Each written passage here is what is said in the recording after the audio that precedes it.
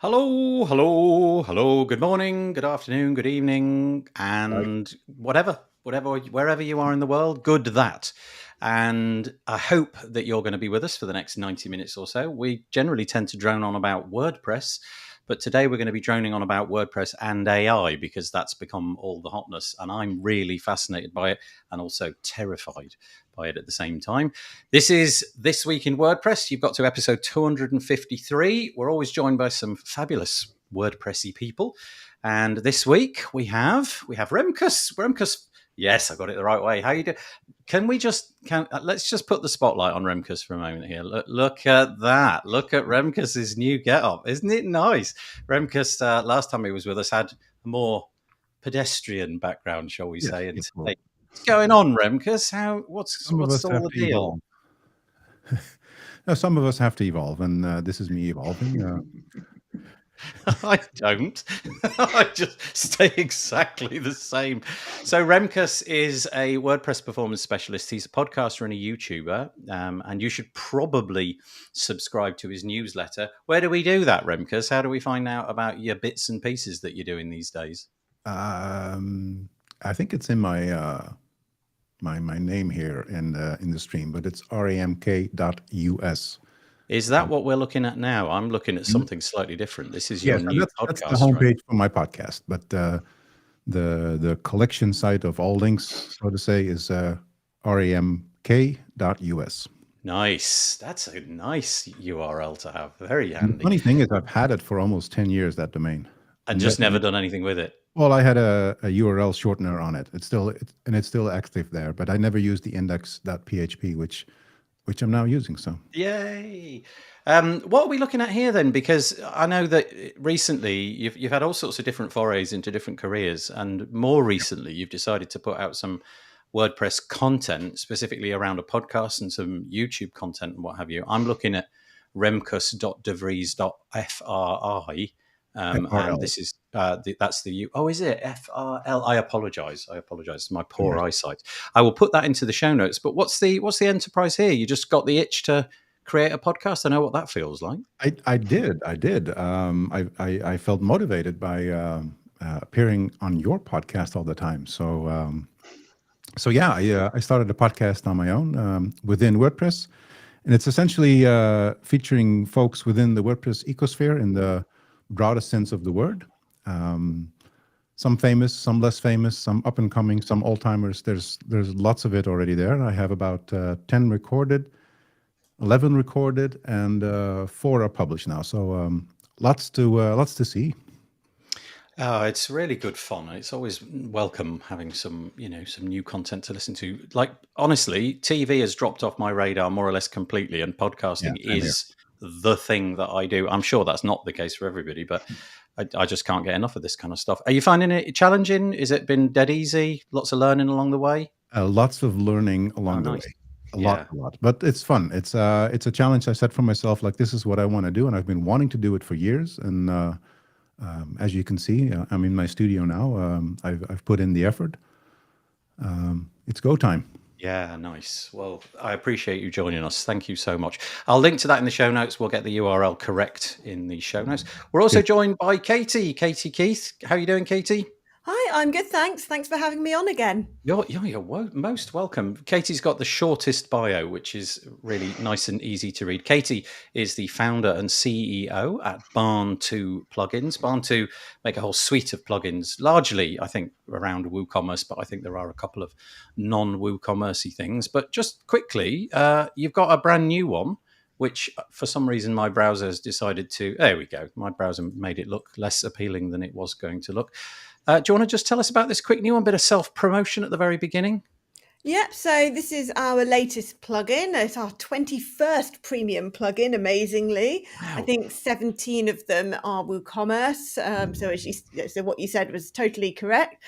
This one is a fairly simple but useful plugin, which basically adds the ability to choose variations and quantities on the main shop page and category pages.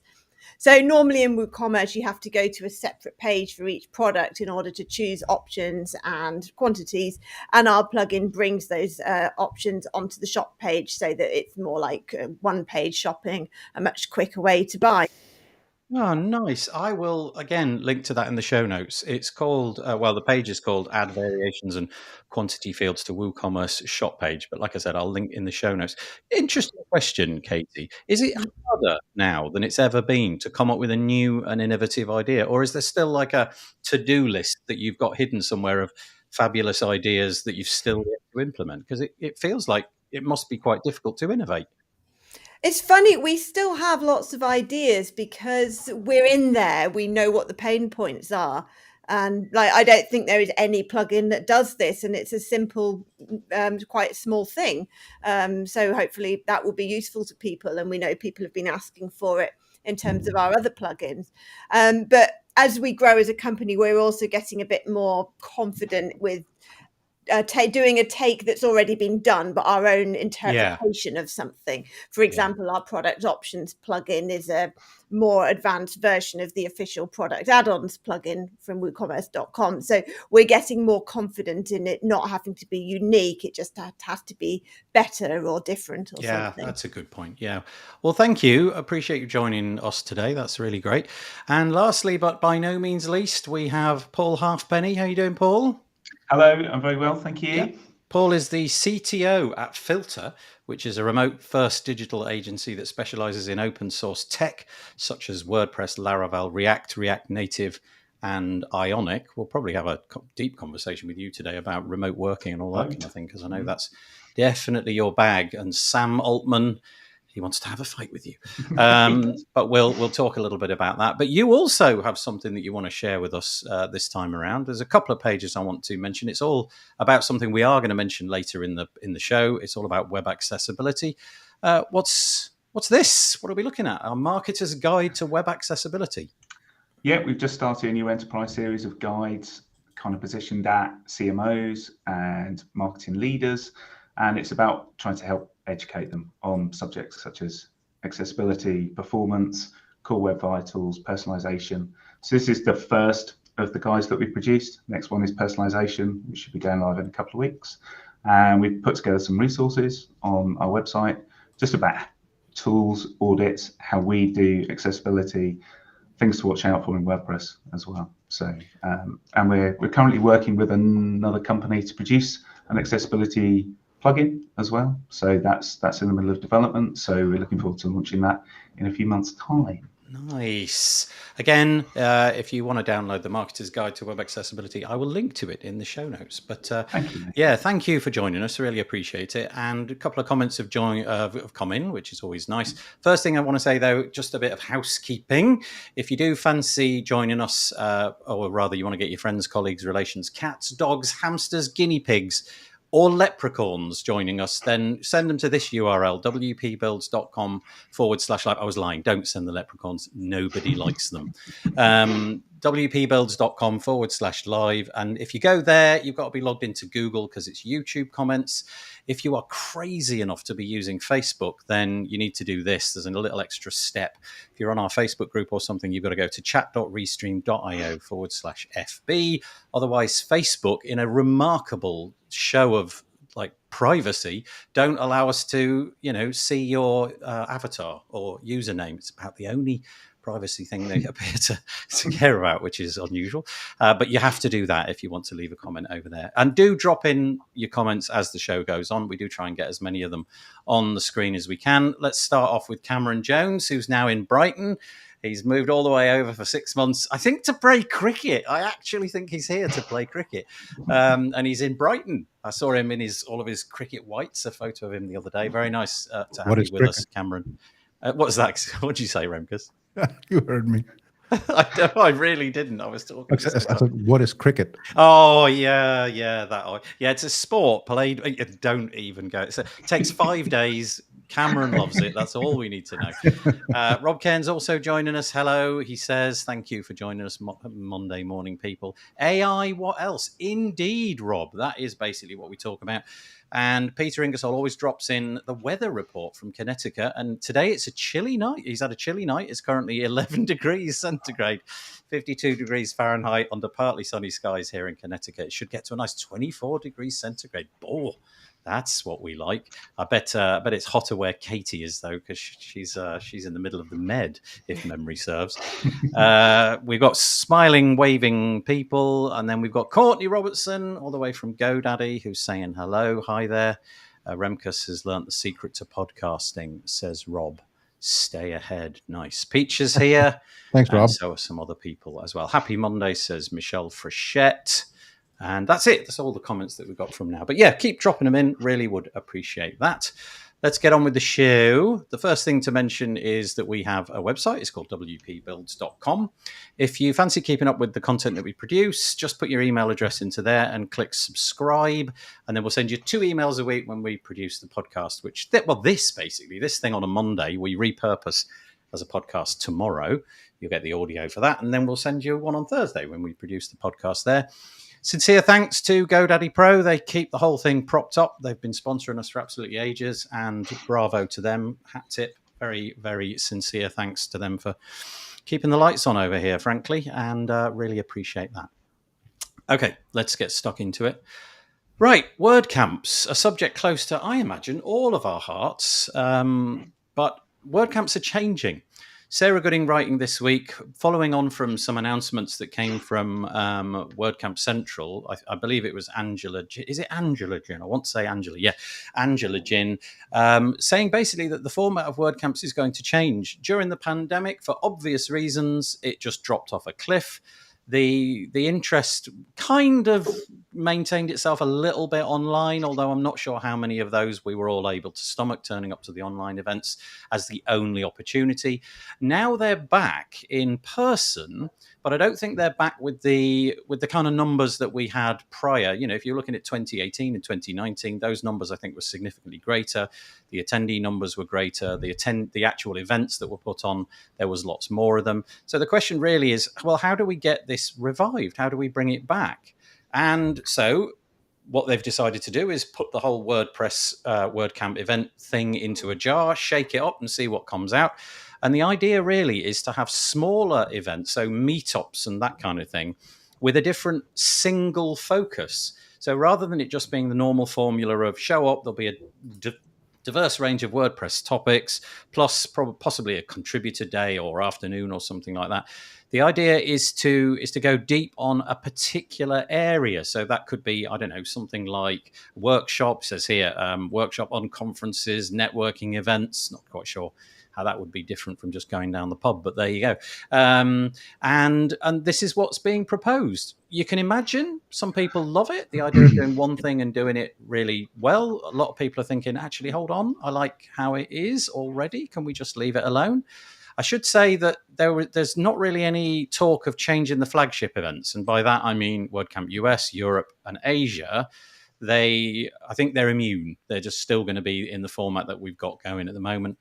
But yeah, big changes afoot at Little WordCamp and meetups and things like that. And Remkus, we probably should have said in the intro that Remkus was one of the founders of WordCamp Europe many, many, many years ago, and he's been involved in the team. So he's got a lot of history and a lot of, no doubt, interesting thoughts about this.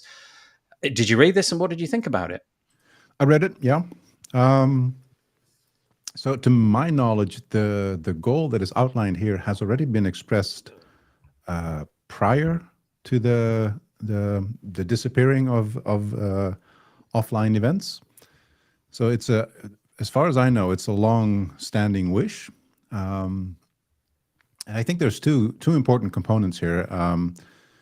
It serves a crowd that prefers to have a single focus, which I think is, if you start counting, is the larger group of people we could target. It's also the group I don't think is coming to meetups and WordCamps at the moment very much. And the second part is where there's the crowd that wants to see a diverse set has been catered to for the last So if I look at WordCamp Netherlands, which I also co-founded, the very first 3-4 editions were very focused. Focused on bloggers, focused on developers, focused on whatever we at that time thought was good to focus on. That sort of has blended into a generic WordCamp. And we're now seeing the wish to, ourselves as well, to sort of specifically go into different topics as well. So WordCamp Netherlands this time in September will have a focus on e-commerce and page builders, for instance. So I think that makes a lot of sense, but I think we need to also be very careful that we're not splintering up too much, which is I think the largest concern here. If we're focusing on a particular group, we're not focusing on another group. So if the goal is to get as many people back to inside of meetups and WordCamps, then I think it needs to be a mix of the both. And I think just the flagships and being generic and the rest being specific, I think that's too easy of a decision to make. I think it needs to be more than that sort of split. Do I agree that there should be more focused types of WordCamps? Yes, absolutely. The idea that it has to be a couple of hundred people is something that's never been the intent, right? There's been a WordCamp, I think 25 people, 50 in Ventura, California, probably 10 years back. Yeah. And that's a good example of what it also can be. It doesn't have to be a behemoth like WordCamp Asia or WordCamp Europe. That's never been the goal per se. The goal has been to connect, at least from your WordCamp Europe perspective. The goal has been to connect to people, the hallway track. So the networking part, I like. That's something that needs to happen more anyway. Yeah, it has good points, but it also has downsides. So it kind of depends on what your ultimate goal is. If the ultimate goal is to reach the crowd that you're not reaching so far, this might be a way, but I think it should be a complementary thing, not necessarily an exclusionary thing. I think I probably missed that point. Sarah pointed out in the article, I should say also, that Sarah Gooding was the person that wrote that article, and I will link to it in the show notes. She made the point that, the intention was to find new people who perhaps haven't showed up so far. So maybe that will work or not. Paul, I want to turn it to you, if that's all right, because obviously being somebody that's in charge of a bunch of people, do you send people to these kind of events? In other words, do you reach into your pocket to pay for them? And are you more likely to reach into your pocket to pay for an event where it really does, like the topic just coincidentally aligns with what your agency are doing? So we've seen web accessibility maybe is a new thing for you or a thing that you're going to focus on. Are you more likely to focus your staff going to, I don't know, an event in Holland or Italy or something where web accessibility or something in your copybook is going on? I think we're sending a big group. I'm one of that group going to WordCamp Europe this year. So there's 9 of us going. And actually we're going to ensure a group of that size to allow people to cross-pollinate between things that they may not see in their day-to-day lives.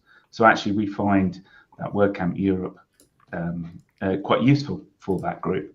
But I was going to suggest that I think it benefits when you have like additional events like either side of a WordCamp maybe. So one thing that was really part of our attention at WordCamp Europe, WordCamp Asia, was the Enterprise Gap meetup that was run by Human Made and XWP, and they're doing that again at WordCamp Europe this year. And I think there's also events taking place around AI, and they might be online events, but I think that's where they could be add-ons to what already happens at WordCamp. I don't think we'd send that number of people to a specific event, like just an AI for WordPress event. You might send a couple, but actually the bigger WordCamps are great for sending a wider range of people. So project managers, developers, client people, and getting them to go to different talks and different things. Some might be going to ones on content, some might be going to ones on development, some might be going to ones on culture, and that's really important to us. Thank you. Same question really to Katie. Obviously, Remkus just mentioned that, was it Netherlands WordCamp, the one with the WooCommerce focus? I apologize, Remkus, I forgot. Yeah, that's WordCamp Netherlands. Okay, so the WordCamp Netherlands is going to have a focus on WooCommerce, and there was one other topic as well. Are you more likely to send, Katie, some of your staff to that one, because that seems right in your wheelhouse, as opposed to something generic? It would depend on the location. So Yep. for me Yep. and many other people, I believe the main value of WordCamps is the networking and meeting people, learning from people, building partnerships, connections, learning from other people, all of that. And so it mentioned in the article networking only events, and I'd actually be more interested in that than a topic specific event, because you can learn about topics in so many different ways through online resources and things. Whereas the meeting people in person is I'd say the unique thing about WordCamps. So I'd be more inclined to send my team to a WordCamp that covers everything or was just networking. So for example, there'll be 7 of us at WordCamp Europe this year and 2 at WordCamp US. So we tend to choose the flagship ones where the team members are. So I'd be more interested in enhanced networking opportunities, which they're not really doing at the moment. They're letting it happen organically. So, for example, years ago in, I think it was Paris in 2017 or something, they had a speed networking event. I think it was organized by Tribe, as they were then. And it was like topic specific, but networking. So they had a marketing people networking, a product people networking, accessibility people networking, and so on. So you could network with people that were interested in the same things as you. So for me, that would be more valuable than going to talks about particular topics, for example. Yeah, interesting. Remkus, you mentioned it would be a shame if it splintered everybody. Just from our little round robin here, the 3 of you, it does sound like you've got slightly different agendas in all cases. So yeah, we'll have to see how this works out. To be honest with you, I think I like Katie because it's just me essentially, and I'm just looking for content. I go there to record people content. It really wouldn't bother me which one of those it was. I could probably attend any of those and that would be fine. But I get the point that where you are, you don't want to put people on long distance flights if you can avoid it, but B, the topic. We'll have to see how this works out. A corollary to this, which isn't linked to this, but I have a memory, and forgive me if I'm speaking out of turn, I have a memory that there's also a bit of a push to bring speakers in to speak at these events that aren't necessarily connected with WordPress. Does anybody remember that story from a couple of weeks ago? Just bringing people in from it's about industry. US, isn't it? WordCamp Was it US? are Right. looking at that. Yeah. Okay. That's a whole can of worms. Yeah, I mean, it does seem curious, doesn't it? Because, there's a lot of heritage and history and networking that goes on. And it would be, I don't know, there's almost like a little pecking order or working your way up the ladder in a sort of sense. And you get to speak at these events because you've got a heritage of doing things and what have you. I'm over egging it. But yeah, it'd be interesting to see how that goes. But okay, so we got a few comments about that. First of all, Cameron says... he's not sure if this will really solve anything. WordCamps could already do this, e.g. WP Campus, but the standard format they took was because they worked. He goes on to say, I'm all for specialist events. They're a good idea and we need more of them, but trying to mandate it will only alienate already struggling communities. Interesting. I agree. And then, thank you. Yeah. And then Rob Cairn says the other issue is flagship WordCamps need to increase allowed numbers of attendees. That would help as well. There is no reason with the pandemic behind us that they cannot do this. I guess the ceiling there is maybe the ceiling. Excuse me, I've just put another comment on 1 second. Is the ceiling there maybe limited by the venue itself? So, for example, at WordCamp US, they had a ceiling, but that was the pandemic, wasn't it? They kept it at 600. But I think that in WordCamp Europe, there was a ceiling of, just how many people that building is allowed under its, yeah. And then David. Hi, David. I don't know that name, so forgive me if I say it wrong. David Lutz. Subject-based WordCamps could be easier for finding sponsors. Ooh, good point. And I know that finding sponsors is a hot topic at the moment. My understanding is it's harder than it's ever been for WordCamp Central to find the big sponsors that they need. So maybe that's a good point.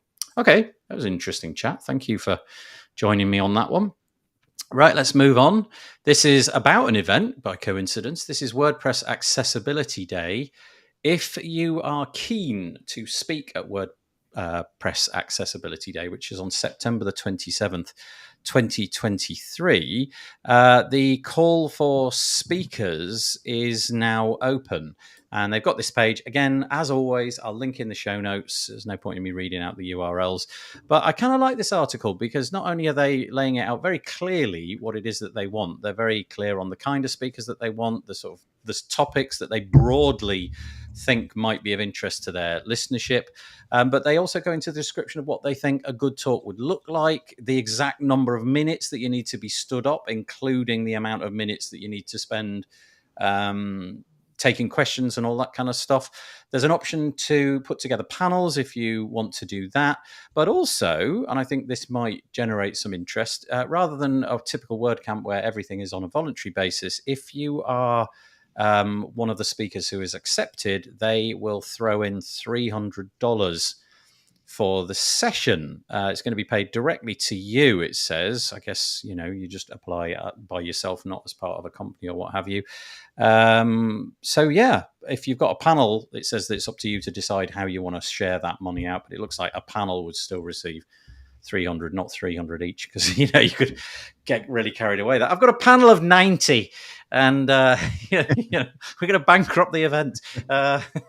So if you want to propose a talk, the floodgates have opened. 1st of May is when it all began, and you've got until the 11th of June. So thinking caps on, you've got about 4 weeks.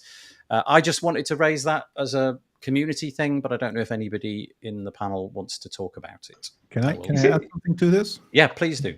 It's slightly related. There's I mentioned this in my newsletter went out on last Friday.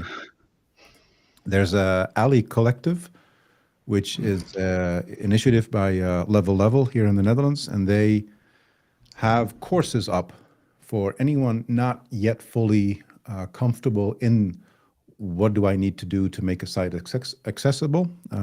There's a great course that they offer. And this Thursday is International Accessibility Day or something like that. And on that day, they're making their course as accessible as possible for anyone. So you can essentially pay what you can afford. Nice. Remkus, will you drop the link into the little private chat, and then I will make sure. If you can find it, that's great, and I will mention it. But if you Google Ali Collective, which is spelled A11Y, yeah, and then Collective, you'll find it. Okay, thank you. That's great. And it sounded, Paul, like you wanted to get in there as well. I just wanted to ask if it was an online event. Or okay, that's a good question. It wasn't clear. Well, it's got. I don't know. You'd have thought it would have said that right at the top, but I don't see that. I bet somebody in the comments will know, but I do not know. Let's hope that somebody in the comments is paying attention and actually knows. I don't know. I'm sorry, Paul. Can't help you. I thought the amount that they're willing to pay for a speech was quite good, actually. Yeah. I don't know what in relative terms is good. But I guess if you're doing it as an online thing, then it may very well pay for a proportion of the time it takes to make it. But if it's a real world event, and you've got to get on a plane or a train, then kind of probably goes into insignificance compared to that. But anybody can tell us, that would be really helpful. Let's go to the hive mind of the comments. That would be really useful. Katie, anything, or shall we move on? Just that, it's interesting they're starting to pay people. It does seem to be a bit of a trend that they're going in that direction, because WordCamp US were talking about that if they brought in external speakers. I'm not sure how external speakers have a higher value than people from the WordPress community financially, but it's an interesting development anyway. I've went to the About page, by the way. So it's the 2023.wpaccessibility.day. Nice URL, by the way, /about. And it just says it's a 24-hour global event. So I'm guessing it's online. Either that or the organisers are going to have fully red eyes by the end of it. So it's virtual, says Cameron. Thank you. That's really helpful. Bravo. Thanks for that. Great. Okay. Great. All right, let's move on. Next one is WP Tavern once more. This is, I think this is a piece of news which we've covered in the past, but it does seem that like it's been rebranded and thrown together as a new release. Brian Gardner, who you'll remember, well, WordPress users from a while ago will remember the fabulously popular Genesis framework, which it kind of felt like more or less everybody used for a period of time. Brian, he now works for WP Engine, but just prior to joining WP Engine, he really got into the block space, and he released I think it was a theme framework at that time called Frost. Then when he went over to work at WP Engine, they took it on board, and so they've re-released it now. He had it as a paid offering, and now my understanding is it's completely open source. You can get the entire thing, and it looks like a really, really nice, credible offering. If you want to get yourself a site up and running, it's fairly opinionated in its design. I don't know if you can see the screen, but lots and lots of 90-degree angles and bold colors butting up against bold colors, so blacks against whites against really vibrant blues. There's a lot of options in the, I want to say customizer, but the site editor to sort of just change these globally. There's a little video from Twitter which shows how that's really nicely implemented. A little background gradients change when you do that. So rather than it just changing the buttons or the titles or what have you, you get this real different feel to the homepage and so on. So anyway, it's out. It's released with a ton of patterns. I think there's about 40 for 35 something. Oh yeah, there you go, 36. And if you are looking to get into block-based sites, this looks like a really nice way to go. Bravo, Brian. Bravo, WP Engine. Open to the floor. Remkus, Katie, Paul, anything to say?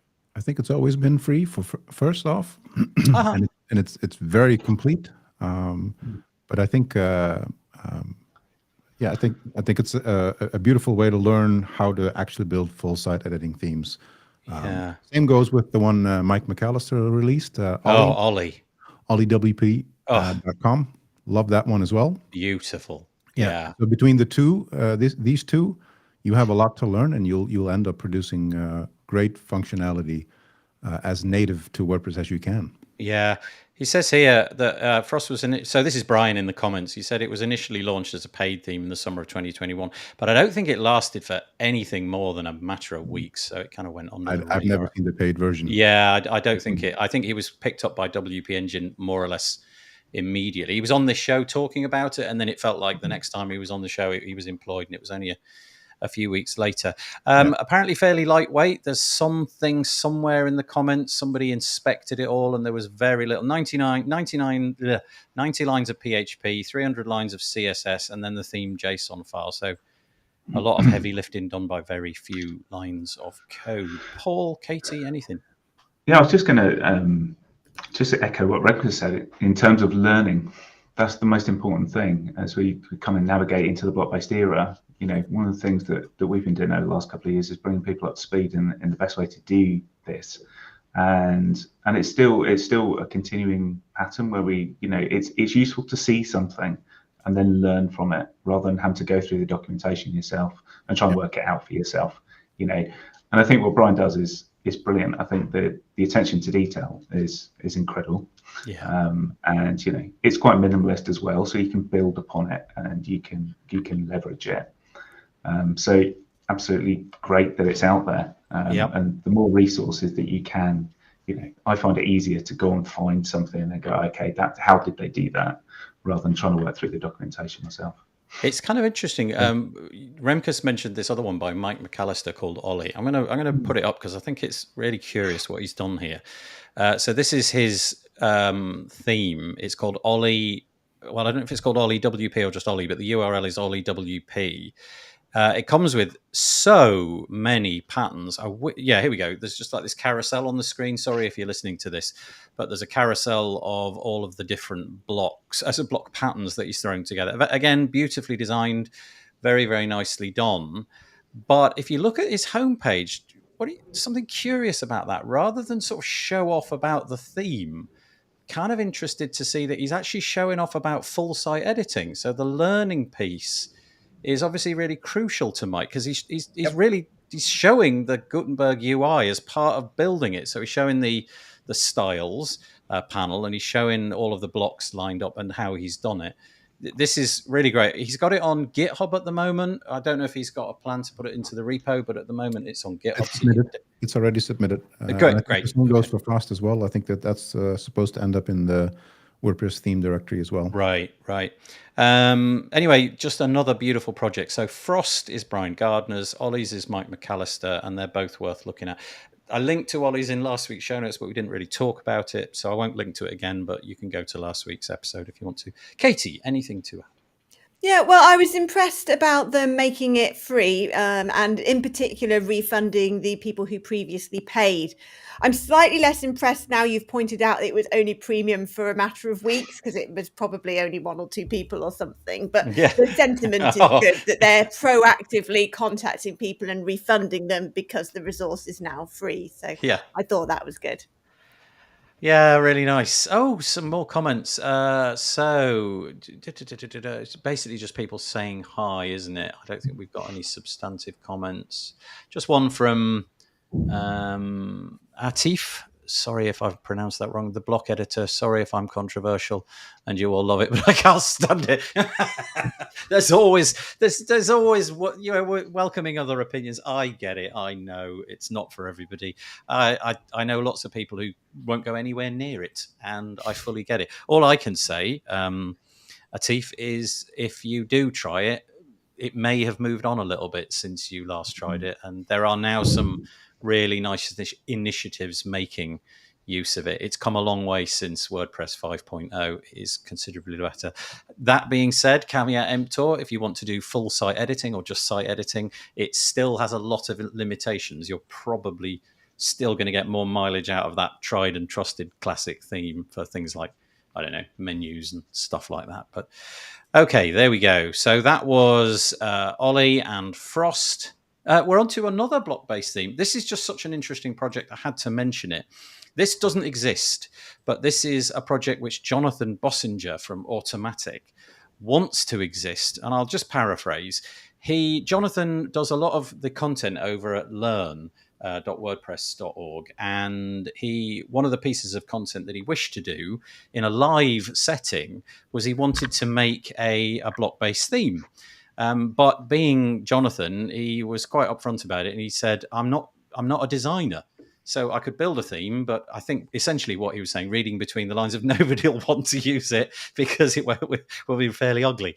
And so he tweeted, or he social media'd something and said, can somebody who's better at design than me give us a hand? And he got a reply. He got a reply from Emily Rapport, and I don't know if that's Rapport or Rapport, but she came back with a bunch of designs, and you can see them on the screen. Beautiful, like a lot of things offset, like at quirky angles, but really nice designs. And so Jonathan, over the next period of time on his Twitch channel, I don't know, I haven't got the link to the Twitch channel. It's probably embedded on the page in here somewhere.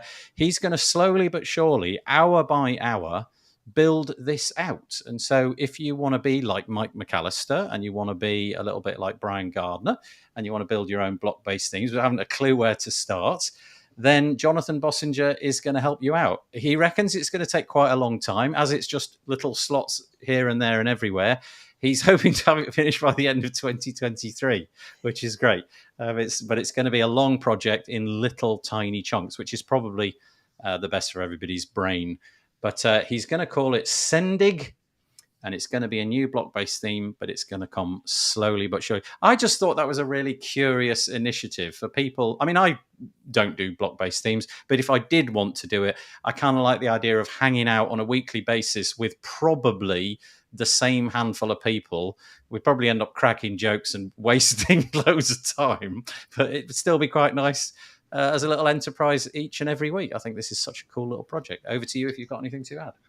I think it's really interesting. It kind of proves that not everybody can do everything in WordPress. Yeah, I think sometimes it's just this idea that if you use WordPress, you should be able to do everything. You can design and you can develop, and there's a lot of people that can do that, but not everybody can. And you need somebody with, specialist design skills sometimes to come up with the thinking, And When you started Filter, Paul, yeah, I don't know if you started Filter, yeah. but when you were at the beginning of your freelancer journey or agency journey, how many times did you tell the client, "Oh, yeah, well, I can do that," Yeah, and we can then do that. leave the meeting and go, "I have no idea how I'm going to do that." I think most of the challenges of being part of an agency is exactly that conversation, Yeah. actually, because you're always being pushed to do something that you've not done before. Yeah. And that's why I love being part of an agency, Yeah. because we get to come up with solutions and we get to do things, and Yeah, it's and you also get fantastic. to delegate it. You can do it. Well, 'Cause, many years ago, I used to be the person that was doing those things, and actually, as you grow up and you grow grey and older, I think you have to recognise that you can't do it all yourself anymore, and you get to a certain size, and suddenly, we do have developers and designers and project managers and business analysts and things like that that are all responsible.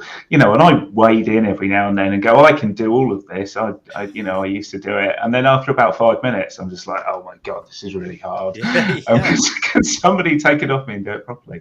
I'm not taking it personally, Paul, but in that last little diatribe there, you said you've gone, going grey, and you've got to a certain size. It's all beginning to tie together. And wade in, I think, was also. So good morning, Mark. Thanks for joining us, Mark Westgard. I still think I've got a little graphic here somewhere. Yeah, look. This message is approved by Mark Westgard. There he is. Mark's joining us. Katie, anything to add? Remkus, anything to add to this? Yeah, I think it's a really good example of why there is still a future for themes, although differently, because the design is missing. Yeah, you can physically do different things with full site editing and blocks, but you do still need a designer to create a professional looking design for your website. And so I think that there will always be that role, and even though the industry of themes is evolving. And I also think it's a really nice example of building in public, because it's not just the process that he's building in public, it's the whole conception of the idea and finding somebody to partner with. So it's a real kind of cradle to grave example of a project building in public. Yeah, I just like the idea of doing it based upon what the crowd tell you each week. Presumably it'll morph into, presumably that design, but I bet it goes pear-shaped a few times and goes off the rails a little bit now and then. But good luck, Jonathan. Remkus, anything? Yeah, what I like about this is that if I look at how I learn, I look at what something is already there. I dissect it and I play with it. I change something and okay, so that does that, and move on. But I recognize that's not how everybody learns. And so what's Jonathan, knowing him from what I've seen in his streams, and so he's most likely going to start from scratch. Yeah. So he's going to process all the things that are to learn in the in between, and I like that. So that's a different way of learning. It's a slower pace, obviously, because he has to figure out every single thing. So, for instance, the themes that Brian and Mike have released, they have fluid typography in there.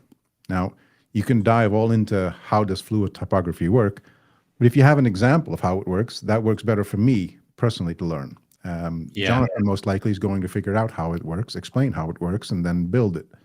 Right? So there's a different approach, and I like that, so that there's a more diverse way of learning, because we don't all learn in the same way. So just to let you know, he's got 3 things out already. He's got develop your first low code block theme, and then he's got a developer's guide to block themes part 1 and part 2. They're linked to in the article. But in terms of when this gets going, not entirely sure. But he's going to, as he builds it, he's going to have a GitHub repository open so that the amendments that he makes week by week will be freely available to everybody. So yeah, nice little project. Again, I'll link to it in the show notes. The URL is too long to read. WordPress companies in the news lately. Yoast has been in the news a lot lately. Did somebody just burp? I was wondering that. Was that you, Remkus? Did you think you'd muted yourself? Because I have to say that was quite the burp. That's great. Hang on, that is the episode title. It's just going to be called Burp. Oh, that was a lovely. Did you think you'd? That's hilarious. That's great. Do it again periodically during the rest of this episode. I can, but I won't. I'm sure you can. Well, you've really knocked me off there. Yoast, a company that's been in the news a lot for all sorts of different reasons. They've been bought out by Newfold Digital not that long ago. They had Yoast himself step down, then Marika more recently stepped down, and Tice, I believe that's how you pronounce it, he's also stepped down. And so I guess that left a bit of a vacuum. And we have somebody who's stepped into it. I confess, this is not a name that I'm familiar with. Let me just pop the article on the screen. This is easy to read the URL to. It's yoast.com/meet/Kimberly/Cole. I've just remembered the burp and it sent me off again. And she's now the new leader at Yoast. My understanding is that she has a different background. She was appointed the general manager of Newfold Europe recently, but she's now stepped into the role. I don't know if this is a role that she's going to amalgamate with other roles or if this is now her unique role, but I've not encountered her in the WordPress space. Forgive me, Kimberly, if I just haven't been paying attention. But yeah, kind of curious that the Yoast team has now got some new leadership. Remkus, I don't know if you are able to, want to, wish to, or just avoid the topic altogether, or you can just burp if you like. You are never going to live that down, mate. That's fine. That's fine. Tell us about Kimberly. I moved forward. I had to let it go, and I think I mute myself. But hey, I'm only human. Yeah, it's okay. I get it. No, I'm not familiar with her, so I have no other comment than I'm sure that she's a good choice and she'll help Yoast propel to the next level. Okay, thank you very much indeed. Yes, I mean the usual thing. She said in answer to the question, will there be any significant changes? She says, as I'm new to the WordPress world, I will be first listening and learning from the amazing Yoast team, our customers, and the community. My main focus will be to understand our customers' needs and see how I can better serve them. It's what you might expect, just don't change things too radically, and we'll see how the leadership changes. Katie and Paul, I don't know if you've got anything on this. It seems like maybe you do, maybe you don't. I just think it's an interesting sign of the ongoing professionalism of WordPress and making it run more like a business. Obviously, Yoast are at the forefront of that anyway, but bringing in business leaders from outside of the community, it's, you wouldn't actually have seen that so much 5 or 10 years ago. I think that's a great point. And actually, I'm interested in what the direction will be, because it's a big change, right, from where Yoast was. Yeah. And I think it's so important to WordPress. I think when we build sites, we have a collection of 10 to 15 kind of default plugins that we put on every single site that for one reason or another kind of fix some of the missing bits of WordPress that we, and Yoast is one of those. That's our kind of go-to SEO plugin and has been for years. So it'd be really interesting to see if they change things like, what features you get for free, what pricing there is for the model, and what they can add to it. I think search engines are such a difficult thing to predict at the minute.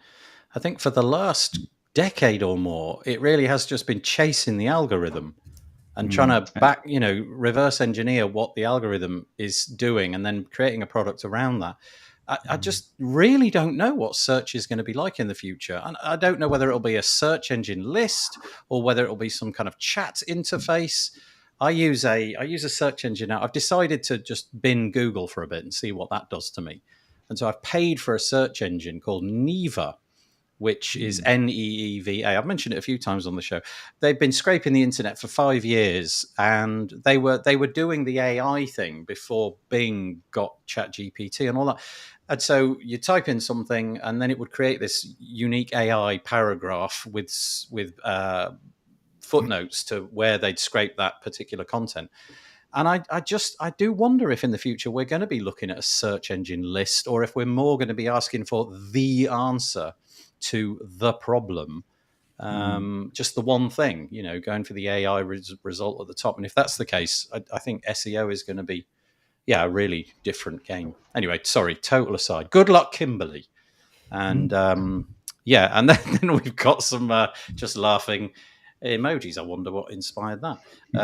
Cameron can't stop laughing. And WordPress. Yes, this week in WordPress. Let's go with that. Jonathan Courtney says, just going back to that previous piece, Jonathan is also starting into an entire learning pathway for developer curriculum for Learn WP. Okay, so not just one thing on the go, many things, including a whole slew of things. What are you doing now? He's going to hijack the rest of this show with his bodily noises. You've got a roadcaster. You could fill that little pad up with all the noises of the circus. Yeah, exactly. I should have used that one. Yeah, I was thinking of other ones. Bodily noises. Right, okay, let's move on. Okay, so is it every year? I think it's every year. The Webbies come around. It's a bit like the Oscars for the internet, and there's always a whole load of things. But I just thought I'd show a few things off. This is a piece on WP Engine's blog. It's called "WordPress Wins Big at the Webbies." I don't know if WordPress did win big at the Webbies or if it was just designers of websites won big at the Webbies, but I'll just show you a couple. And I don't know. I'm really conflicted about this award or these awards, because as I'm about to show you, the sites, I don't know, maybe I'm being uncharitable. So here's one, right? So here's one. We've got one called Give a Grad a Go. And this is what it looks like, giving it a demonstration there. Fairly... as you'd imagine, it's a bunch of rows, and to me, it looks like, a respectable website. But there's no sort of whiz bangy stuff. So there's that.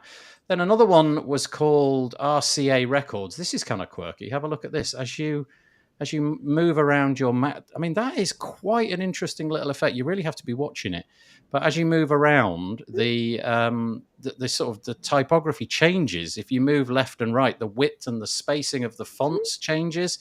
And if you move down, you've got lots and lots of, I'm going to say, stuff which Peach and Neri, from a UI UX perspective, she'll be like screaming at the screen at this point, because you don't seem to have any agency as to whether or not this scrolls or doesn't. We've got videos in the background. We've got scrolling text and all of this kind of stuff. I mean, look, text moving around, and we've got a transparent header and all of that. And then there's another one here called AI Model. We'll be talking about AI Model. And this, very importantly, has 3 squares which you can move around on the screen, and it makes the photo look different. So I don't know what to make of this. I mean, okay, I guess it's a bit like an award ceremony for the music industry or something. The pushing the boundaries is going to get the results. But what do you think about this? Is this the right enterprise? Are we rewarding things here just because they look glamorous? I do wonder what the accessibility requirements of these websites are. I don't know. But anyway, bravo to the companies that have won. But I just don't know what to make of these awards. I bet everybody wants to avoid this topic. Actually, just to push, we won a Webby once. I know it was an agency I used to work at. I didn't work on the project too much. I'm not going to take any claim for it at all. It was for Yo Sushi. And it actually, I think, it was one based on how we approached the menu and delivered the menu, and creatively, it was quite nice. Looking back, it was, not accessible in the slightest, I don't think. But it seemed like a vast award ceremony, with a gazillion categories, and we won a very small category on hospitality sites or something like that. It was nice to do it. It was nice to get the does it give your agency a bit of a leg up in the same way that, let's say, you won a Grammy or you won an Oscar? You are kind of more or less guaranteed work for the next decade, aren't you, on the back of that, or at least sales for the next decade? Yeah, it didn't work for that agency. No, okay. But, I mean, it was really nice, and it was something to shout about. Agencies like live and die, particularly in the creative industries, about which awards they win, and D&AD, black pencils, things like that. That's really important to the reputation of the agency.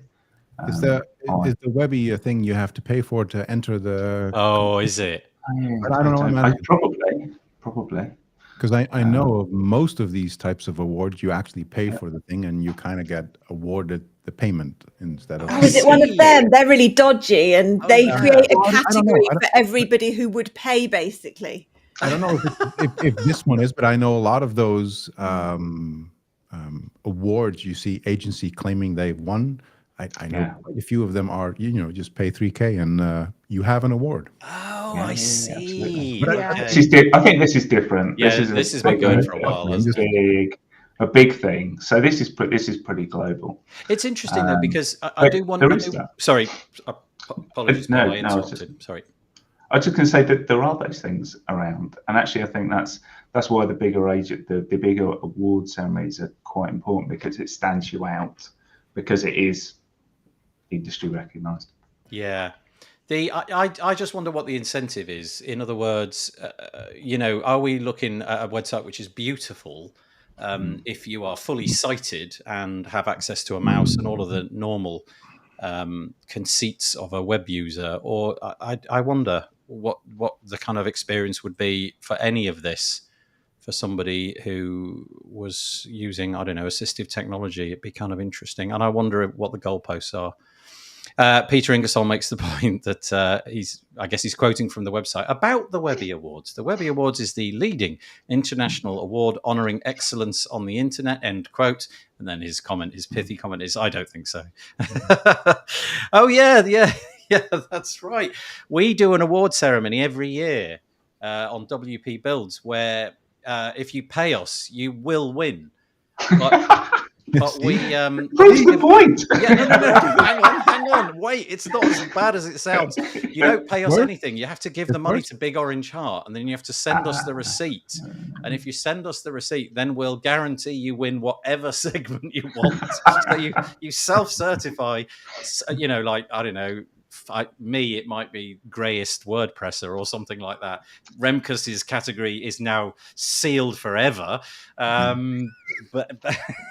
But you burping seal. Yeah, that's right. You donate money to Big Orange Heart, send me the receipt, and then I will stick you up. We do it every year. We have done for 2 years. And so, yes, you buy your way into victory, but that's Can I the say deal. for the record? Yeah. Can I say for the record, that was a mild burp, like that was on the low end. Yeah, redecoration is required if you do the regular. It really is. Honestly, we're never going to live this down. So yes, we do that kind of thing, but it's for a good cause, and you know what you're getting into at the very beginning. So I'll be raising that probably a little bit later in the year to raise money for Big Orange Heart or whatever charity is going at the time. So that's the Webbies. You can go and look at that. I'll link to it in the show notes. Right. Okay. It's time. We've had just about an hour and we haven't really mentioned AI very much. So now's the time. Probably the rest of the show will go into this. Sam Altman, who is the CEO of OpenAI, has decided that remote work was a silly experiment and one that we really should now repeal. I don't think he's trying to claim that, during the pandemic, everybody should have been going in, but I think he's saying as it was forced upon us and it was an experiment which we tried to run, now is the time to decide that was a mistake. This article, which I'll link to, it's over on Fortune. Hey, by the way, little trick. If you come across a paywalled article like this, and you're using a browser like Brave, built into the URL bar is this little article view. If you just enable the article view, you just get the whole article. But nice, I did not know that. But minus all the pictures, it just shows you the text, which is what I want to see anyway. I don't need to see the pictures of Sam Altman. So you can just turn that on and off. That'll probably now last about a week now that I've mentioned it. But for now, if you go to any of those paywalled things and have a look, because it's not you're running the JavaScript. I don't know how it works, but anyway. So he's basically saying, can we get back to work now? Can we go back into the office? The proximity to other people brings a function to creativity. It enables all sorts of things that being stuck on the end of Zoom calls and what have you don't allow for. Now, I know that Automatic, for example, is a fully distributed team. As far as I'm aware, it always has been, always will be. I know Paul Filter, your agency, forgive me if I misspeak, but I think you are distributed entirely as well. What do you make of this? Do you think that it is time to call that experiment a day and get back into the office? No. No, he's wrong. Good. Like, 100% wrong. There is nothing I enjoy more than not getting on a train into central London 5 days a week and getting back again. Like, what? Like, it was a really nice time when we used to commute into London. I worked in Paddington, I worked in Soho. You know, it's a nice place to be, right? I get that. It's fantastic. We used to say when we were there, we'll look back on this in a few years' time or 10 years' time and go, we used to work in the middle of Soho. Like, how amazing, go out for a beer after work.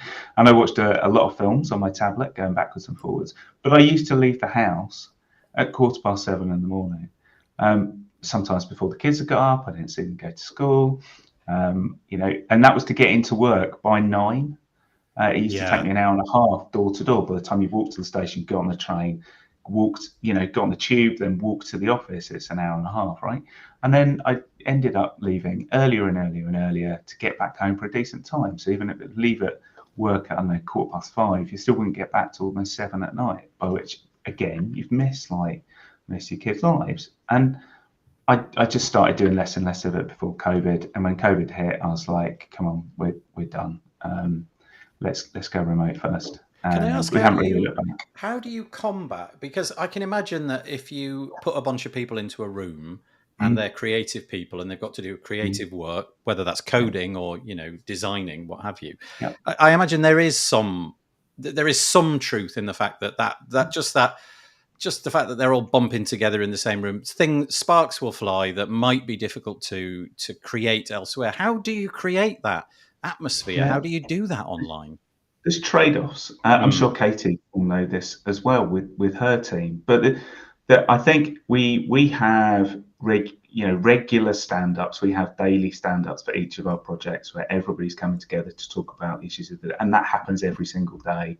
We are on Slack a lot. We do a lot of Google Meet meetings. We do a lot of Google Zoom meetings. And there'll always be a little bit that you're going to fail because of that, I guess. But then the trade-offs are that you don't have people that, you know, are all having to forced to go into London, or we're only able to hire people from a specific geographic area. And it just works better for us. You know, I value the time outside of work as much as I really enjoy work, right? And I do a lot of work outside of work because I'm genuinely interested in what I do. But I think it's really important that we have a work-life balance and we get to see our kids and we get to see our partners and our spouses and our family. And I just don't think it's worth the time spending on a train going to London and back. Just quick back of the postcard calculation. You've saved 60 hours a month. Yeah.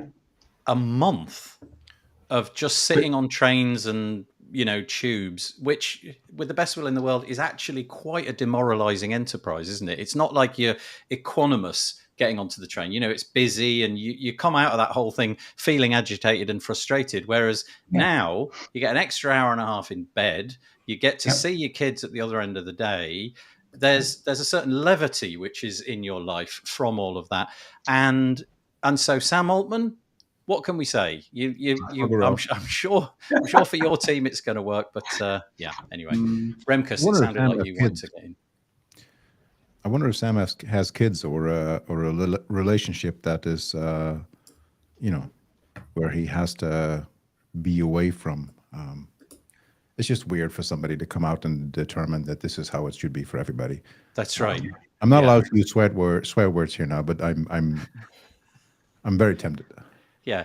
Well, you could package it up in a noise if you like, and just. Oh no, he's gonna like this. Oh, I'm scared. Okay. So Remkus and Paul firmly in the Sam Altman is wrong category. Katie, what about you? Yeah, me too. I actually tweeted about this morning because I disagreed with what he'd said. I specifically said it was easy enough for him in Silicon Valley having access to the best tech talent in the world. Some of us are based in, I started the company in the southwest England, nowhere near any major city. Now I live on an island in the Mediterranean. I do not have access to the best WordPress plugin developers and other roles that we need locally. it depends on where you live. And yet I can hire the best people in the world from wherever they live. We're on Slack all day. And like Paul said, we keep in contact. We meet up at word camps and things like that. And I totally accept that there are benefits to being together in person, but there are a lot of disadvantages, of course. And I remember when I had a normal job before I started my own business, I used to hate working in an office. People would come and talk to me about the weather and things. And I'm a really motivated, hardworking person that was just trying to get on with it. I don't want to talk about what I'm eating for lunch or something, Yeah. I think that's a really important point. You end up having, there's all sorts of different people, right? And people thrive in different ways of working. I'm not for politics at all. I hate office politics. I can't stand it. I'm just not interested. It doesn't do anything for me. But I know that when I've worked in offices before or gone into other companies, you can see that happening. And, it can be quite awkward for some people to work in that kind of environment. There's a lot of rules that happen in those environments. What are you wearing to work today? Or oh, so spending an extra 10 minutes at lunch, or all of that stuff is kind of ignored when you work remotely. And I feel slightly hypocritical in the fact that I actually, in an office in Letchworth, where I live, that's separate to my home, just because I work remotely doesn't actually mean that I'm working from home 24/7. Because whilst I love my kids, they're quite loud. And actually, I benefit from being able to move around. So you've got an office for you, for me, very close to home. That's interesting. Yes, exactly. It's in town, and then we also have an office at home. But my wife works remotely as well, so we share that office. So sometimes we might be there. I also go to the coffee shop and work, because sometimes I do need to see people and just be around people, and that perks me up a bit as well. So I think it's interesting how quickly, given any change in life, I think it's really interesting how quickly we become accustomed to it and it becomes the new normal, right? But cast your mind back to this comment from Steve kind of illustrates it perfectly. He's got a 10-step commute now from his home office, whereas previously it would be an hour each day. So it sounds a lot like you, Paul. Guess which is better for health and well-being? Cameron, possibly even more extreme. He was spending 3 to 4 hours a day commuting. Sounds broadly similar to what Paul was doing. And now that you're not doing that, you're in what you're in, and so it's easy to forget. But just remember that, Sam Altman, with your helicopter and your chauffeur-driven Lamborghini, I don't know. He's not on the train into London. No, he's not on the train into London, is he? And people commute and drive and get stuck in traffic, and that's not healthy. Either. It's not good for the environment. Rob Cairns, who works at home, is often at a co-working space or coffee shops somewhere. Even work on a regional transit sometimes. Yeah, I do like the idea of yours, Paul, of getting a dedicated space which is close to home, but kind of allows the kids to scream, but you don't get impacted. The other alternative is to download a piece of software called Crisp, and then and then it doesn't matter. Do you know, that would be interesting, Remkus? Sorry to divert the conversation again. If you installed Crisp and then tried to burp into the microphone, I just wonder what would happen if it would be taken down the crisp void or not. It's some AI-based software which allows you to move on, Nathan. Yeah, I'm going to move on. Yeah, sorry. You don't want to challenge me here. Let us indeed do that. We're going to keep on the theme of AI. Google this week last week, I should say, had their developer conference, Google I/O. And I don't know if you saw, somebody threw together a montage of Sundar Pichai, I don't know how you pronounce it, the CEO of he's the CEO of Google, not Alphabet. And maybe he is Alphabet now, I think. Anyway, they put together every time that he said the word AI or something equivalent to AI, generative AI, and they threw it together in a video. The video lasted about 2 minutes of him just going, AI, AI, AI, AI. In other words, AI is all the hotness for Google, and they are coming for ChatGPT. And as you'll see in a moment, they're also coming to, write your code for you as well. So this is the first announcement. This is something called PALM. It's an acronym, and I've forgotten what it stands for. But you are now able to use this. I think you need a sort of developer account or something, but it's basically Google's alternative to ChatGPT-4. The claims are that it does everything quicker, it's bigger, the language model is bigger, but I'm not sure if that's borne out by the data at the moment. But the point is, if you thought ChatGPT was good, there's now a rival good thing. And you just wonder how quickly these two things are going to compete against each other, because ChatGPT-4, I think, has probably had a 6-month head start and has wowed everybody. And that's the only thing that we've been talking about. Whereas now we're going to have these two things, presumably in tandem, just trying to out AI each other and kill us all the more quickly. And then there's an article that I'll link to showing you the Google developer docs. And then this is probably the more interesting piece for people who listen to this podcast. They have got an AI coding assistant, which is either called Cody or Studio Bot. It's been likened a bit like GitHub's Copilot, except that rather than sort of completing code for you, you show it something and you ask it to iterate on it and give you suggestions for how it might be improved. I think the idea of this is that certainly on Android at the moment, if you're an Android developer, you just tell it what you want it to do and it goes from the ground up and you iterate from there. So the conversation that we have every week is something along these lines. Are you fearful for your jobs? Katie, are you fearful that in a year or two's time, it'll be relatively straightforward for anybody to speak into a chat bot and say, I want to be able to, take the WooCommerce plugin that you mentioned a moment ago, basically describe from the text on your homepage for that plugin what you want to happen. And a chatbot like this will give something plausible, fairly decent back at them, therefore kind of undermining all the hard work that you've been doing. So I'll hand it over to Katie first. I'd say no. It's the execution. All the plugins are GPL anyway. Anybody That's a could good point. take our code and either make a few changes or legally credit us in it and release it as their own. It's all about the execution, the marketing, the positioning. Things like theme testing as well. With the Express shop page plugin, we had to make sure that it would work on all themes. I'm not sure how a chatbot would have done that sort of level of rigor in the testing in different environments and everything. So I don't really see it. I see it as less of a threat than the people who are nulling our plugins and distributing them for free, which I don't see as much of a threat either, because it's all about the execution. Thank you. That's a good point, and not one that I'd given any thought to be honest. Yeah, good point. Paul, Remkus?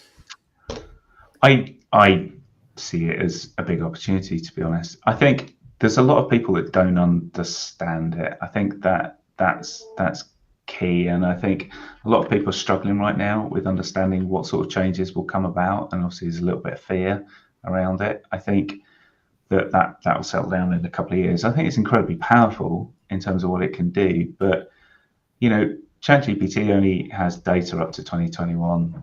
Google Bard still doesn't really tell the truth all the time. It doesn't do everything.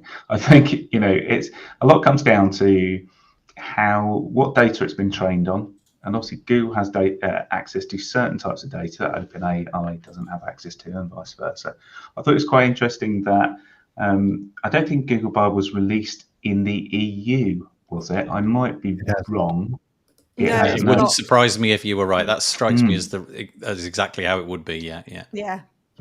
And I think that's the key. And I did read somewhere about the more the further this goes, the less transparent they'll be about where the data's coming from, because what data is that being trained on? Because arguably you could say you have the ability to say, well, that's my data, you can't do that.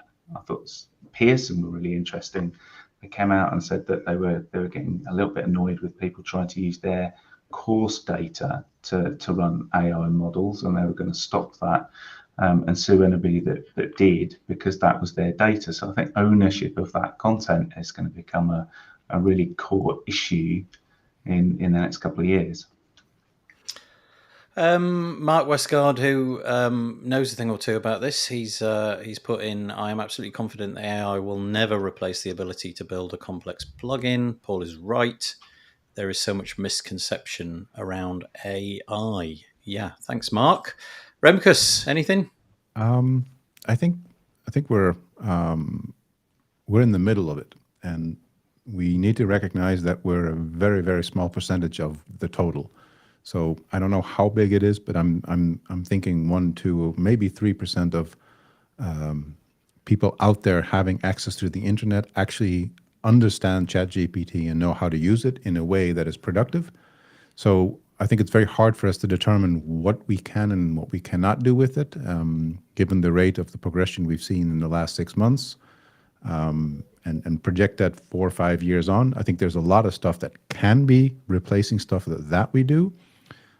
But having said all that, I fully agree with Katie in terms of it is your own unique interpretation of what you can do with it that makes it a valuable thing or not. Whether Google has decided to jump into this as well, but I'm very curious what Amazon's going to do, what Apple's going to do, because it's not just going to be the two that we see now. And with that, I think there will be a long list of opportunities, more than there are threats, but there are threats, absolutely. Yeah, I think one of the concerns that I have is that the fact that the big players at the moment, so Google and OpenAI, and probably the ones coming around the corner, like you said, Remkus, Apple, presumably Amazon, and a variety of others, I imagine, they're based in capitalist systems where the intention is to create profit. And I do wonder if the race to create things which might get out of hand or can be misused by people who have nefarious intent. And we've already seen certain things where people have been able to derail the guardrails that have been built into OpenAI just because they're ingenious and they want it to do things which it shouldn't be allowed to do. And that strikes me as potentially something which we need to get a hold of. So, if somebody were able to, I don't know, with the help of a chatbot, be able to use CRISPR or something to alter the gene structure of human beings, that doesn't strike me as a particularly great thing to allow any human to have access to. But given the race to do it, I wonder how impressive the guardrails will be. Yeah. I think the need. So globally, I think the truth is really important, and there's a trial going on at the moment around Tesla, and they're talking about Elon Musk saying something about full drivability of the cars and whether it's safe or not. And I think the lawyers for Tesla came to the table and said, well, we can't really prove that he said that, even though there's a video of him on the internet saying it. And their legal argument was, deepfakes are so good, you need to prove that he didn't say it. Wow. So and whilst I think the judge has gone, no, don't be silly. I think it's a really interesting point. You get to the point where, things like that, and you can see it with the Screen Actors Guild, what they're doing at the moment, in terms of striking the contracts that are being put in place where, you might sign away your rights for your voice to be used in perpetuity. Right. Yeah. Because you have starred in one film, for instance. I think that's where the biggest danger is. I think for people like us who work and build things, there will always be a job there to do. It's just that your job might change slightly. So, as an SEO consultant, for instance, rather than going and finding lots of links in a manual search, you might stick it to ChatGPT and go and find me some domains that I can get backlinks to do. And actually, you're learning how to use the models for the people that don't know how to use it. So it just becomes like an easier way of doing your basic standard functional tasks. But like Katie said, it's not going to be able to invent something that Katie's team could do and go, do you know what, there's something missing there and we can fill that hole. And if we add this amount of imagination that we can bring to the table to do it in this way that's different to everything else. Yeah. That's the real benefit of human ability and imagination. Yeah, there's always room to be sanguine, isn't there? So yeah, that's helpful. I do think that having the idea, that is the unique thing. Understanding how you want to implement it comes from that. But the actual building will most definitely be something you can start portions of in an automated way. And as we progress, that will become more and more automated, because it doesn't make sense to write something just because you know how to write it if there's a tool that does it for you in exactly the fashion that you do it. So if you have, we're right now working with AIs that have a data set that we have no control over. But what if we have a data set that is entirely fed by us? So whether that's writing content or whether that's writing code or anything else, really. But that AI learns how we do things, how we look at things, then there are way more patterns in the things that we do than you realize. And an AI can extract that. And that is something, that portion of the work is most definitely going to be more and more automated. And that's inevitable. But the uniqueness, how you interpret it, how you build it, what you have included, what not, what thoughts behind it, the UX, the UI, the whole thing. Could an AI come up with something? Sure, but you need to have it very, very well instructed in what it needs to be. But it still can't think of something new other than learn from patterns and go like, okay, there's I can see it over here that they have it, but you don't have it. So if I see that idea here and present it to you, it may look like something new, but it is not new. Yeah. It's kind of like the Industrial Revolution, isn't it? Yeah, in a way. Where factories took off in, I also wonder Britain. how it's going to be just part of a news cycle. I don't know, 5 years ago it was all about Bitcoin, and then it was all about the metaverse, and now it's all about AI, and maybe something else will come along which will pique our interest. Thank you for your comment, Barry. He says AI is great for solving simpler coding issues. Copilot is a great example of how it works to aid me as a developer. If you're a configurator, only do simple coding, I'd say AI will replace that fairly soon. We've also got him carrying on more complex systems. Plugins will be fine for a long time. And then we have a counterpoint. Krishna says, we have seen how social media has affected us. AI is more powerful than social media, just beginning to think about 5 to 10 years from now. I read a really interesting article this week, actually, and I can't remember the nuance of it, but it basically went like this. Somebody a journalist used AI to discover the contents for an article that they were writing about an individual. They didn't carry out the necessary due diligence, and they attributed certain quotes to the person that they were writing the article. They then published that, and because they were an authority, guess what happened? The AI then consumed it as truth, and now if you ask the AI for quotes about the person in question, it now pushes those out as fact based upon him as a historical source. So it's compounding the problem. This is the kind of quirky thing that bothers me, is that we just get into areas where it's very difficult to untangle what's true and what's not. Speaking of true and what's not, this is a fascinating piece. Spotify have been caught on by this in a certain sense. This just didn't seem to be something. This is so left field. I just didn't imagine this as a story, but here we are. Spotify ejects thousands of AI-made songs in a purge of fake streams. So, to paraphrase, some people have been just promoting AI to create songs for them, and then they've been putting them out into Spotify as original works. I don't think they're claiming that they were written by an already bona fide artist. I just think they were pushing whole albums of content and getting listens. And because they were getting listens, a proportion of the royalties went their way. I doubt anybody made a great deal of money out of it, but it's just fascinating that Spotify had to intervene because they got the big platform. And if loads of people... if one artist is suddenly able to push thousands of songs out in the space of a few moments and make it viral, I just thought that was really interesting. I don't know if you want to comment on that, but it's definitely of a piece that we've just been talking about. People are going to game it. Yep. Well, here you go. Yeah. I think this is how... Sorry. No, after you, please, ladies first.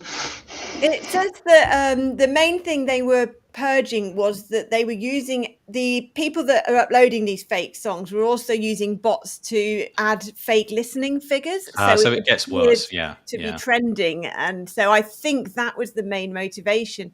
So I'm not sure what their stance is on AI generated music generally if you're not gaming it.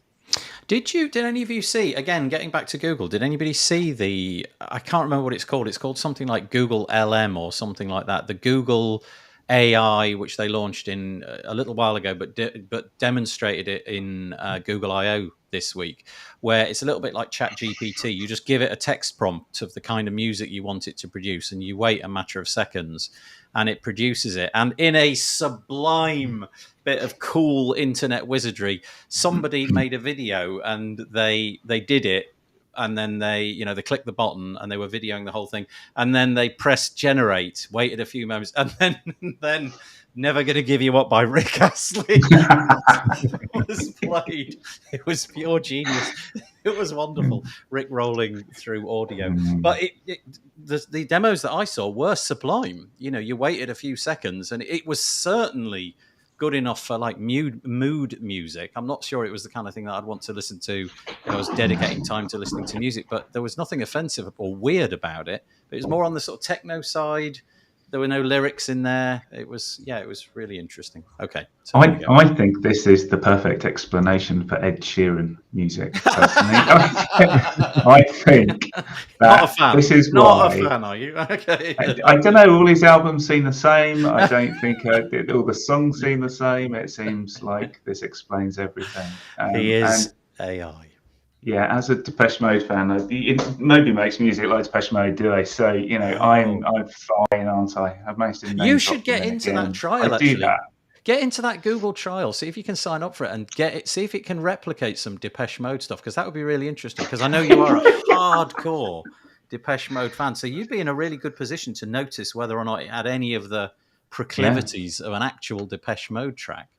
Interesting. Okay, last piece. I know we're almost out of time. Thanks for sticking with us. Katie threw us a bone this week. Right at the end, she's got a piece. It's on WP Beginner. It's called Headline Analyzer. I confess I didn't have time, a lot of time at least anyway, to look at this. So I'm going to hand it right over to you, Katie. What's this? So it's a new tool that they've released. I assume they developed it to scratch their own itch and then released it. So you put in your headline ideas and it gives you a score based on various factors like how appealing it will be, how attention grabbing, SEO, is it the right length, all that kind of thing. But the thing that struck me was how old-fashioned it seemed because it didn't mention. Yeah, I got that. I didn't actually manage to test it. I tried in 2 browsers and I got cookie check failed. Oh dear. Yeah, I'm in an incognito tab with all sorts of nonsense going on, so it's probably me. Yeah, sorry. I got that twice. Yeah, maybe they haven't tested it yet, but the concept of it, I thought it was funny that they didn't use any kind of AI in it, because you can use ChatGPT or something to generate headline ideas. You can give it your keywords and so on. And so I thought it was interesting that it actually felt like a tool that I might have seen 5 years ago rather than now. I wonder whether they'll iterate it and add AI elements or anything. How does this differ from like an SEO plugin where it would do sort of similar lifting? Is it just because it's standalone you were curious about it? It's just sitting on this domain all by itself? Yeah, and just the fact that someone's even bothering now without the AI kind of thing to get it more trendy as much as anything and get people talking. I thought it's interesting to see more traditional tools being released. It's kind of like artisan. We're going to do artisan SEO. There's no AI involved. We're actually going to do it ourselves. The piece is over on WP Beginner. Because it's on the show, I will make sure that it gets itself into the show notes. Unless either of you two fellas have got anything to add, we will call it a day. The only thing I was going to add is just like the cost of people using AI, because everybody will want to used to put your own API key in, and using the API costs money, and there's a load of tools being thrown up around this. I just wonder how many are actually being used in anger and what people are paying, that kind of thing. There's a slight difference between using ChatGPT and using the web interface to, get it to create, some text for you, or you're using DALL-E for images. But I just wonder if people are using it and spending money. Yeah, I've put in my API key into a bunch of tools on OpenAI just to see, but I'm not a heavy user, but I've probably had 100 different prompts. And typically when I get the reply back, I then ask it to give me more in-depth information. That's usually my stock response, give me more detail or something like that. And I think so far with 100 or more prompts, I think I've racked up a $6 bill. So it's killing me. It feels like a lot. It feels like a lot, but that's text. But I presume as soon as you start getting into, here's an image, okay, iterate on the image and another time, and give me it in, I don't know, high definition and all of this I imagine that does start to ramp up. But I use it a heck of a lot more, and I am paying the plus thing for ChatGPT. Yeah, me too. So I use it a lot in spreadsheets and stuff like that. So I combine stuff and see what it says, and then value that, and then move. So I have like lots of chains of generating stuff. Some of it is SEO. So for those of you listening, that's probably the first thing you want to see where you can use it. But there's a lot of different types of solutions you can play with that require you to really bulk generate a lot. And in those scenarios, it makes sense to have a paid account where you have a faster response, ChatGPT 4 now with the plugins and the live URLs and all that. It makes sense. I don't know if I'll keep it. I don't know. I can't. I live in Europe, so I can't play with Google's version just yet. So I don't know what that's going to change. But for now, paying for it makes a lot of sense for me for my scenarios. And I don't know how many, but probably on a day-to-day basis, I'm probably in the 30 to 40 single prompts and then a lot of automated stuff. So for me, it works to pay for it. Do you use lots of different services? So do you and is there a discernible difference between them? So because we're in the UK, we could access Bard, and I enabled it on like our Google Workspace account, which is great. And then you can put the same prompt into ChatGPT and Bard and go, okay, that's quite a discernible difference. Yeah, I played with the Bing version, the ChatGPT version, but it's mostly, from what I see, the prompts themselves are where the magic is. Yeah, I don't see the. So I don't have a lot of experience with the Google side of things, or really very different types of AIs. But in terms of getting the results you like or the things that you expect to see and they're not what you expect them to see, playing around with that is the interesting part, because that's where you learn how the AI works. A lot of people think that the AI part, the artificial intelligence, is like a literal thing. There's zero intelligence. There's absolutely none. It does what you ask it to do, and it does it because it knows how to read patterns. That's it. The intelligence in my book is something that we're adding to it. I don't think it's I don't think it's a live intelligence as such. Katie, are you putting anything in your plugins? Sorry. No, it's good. At the moment, we haven't come up with a relevant use case. I'm using it for a lot of marketing tasks, such as writing article outlines and things like that. And my developers are using some of the tools just for the small functions and things like that, which they'll then incorporate into the wider code. But we haven't come up with a use case for any of our plugins in terms of functionality that our customers can use. That we haven't. I don't know if we're a bit slow or whether it doesn't seem relevant, but we haven't found any particular AI features that we felt would add real value to our plugins. AI is a subject which is going to keep on giving. It's when AGI comes around that we need to worry, but as Remkus says, when we're nowhere near that yet. What's AGI? AGI is artificial general intelligence, and that's the mark where you can just give it any random task and it will figure it out. So basically, it imagine a human baby. They can just figure, and over time they can just learn without being instructed to learn. They just learn. There are some already. And that's called godmode.space. Okay. if you look at that there's some really neat stuff happening, but it's not as powerful as you think it could be. But it's most definitely more powerful than people generally know how to do with prompts. Yeah, it's Are we at Terminator level? That's the question. Once we get to Terminator level, that's where we need to start to worry, right? Yeah, that's when we go with Sam Altman. We go back to work at that point. Get back on the bus and start commuting. We all commute to like a Scottish island or something like that and just all gather and fret. Right, that's it. That's what we've got time for. I realise I've kept you for a little bit longer, but I appreciate it. Thank you for joining us, Remkus and Katie and Paul. Hopefully, you'll come back on the show at some point in the near future. Thank you to everybody who made a comment. The show is a lot better for the commentary. Peter, I realise you had a bit of a little moment there with the Webby Awards. Sorry, I missed those comments, so I didn't put them on the screen, but I did notice them, and thanks for your commentary. Appreciate it. One last little thing just before we go, the somewhat humiliating wave of the hands. If you're all able to give us your hands and give us a wave, I will make that the album art. That's absolutely fabulous. Thank you so much. We'll be back next week, and have a good week. Enjoy, stay safe. Bye-bye for now.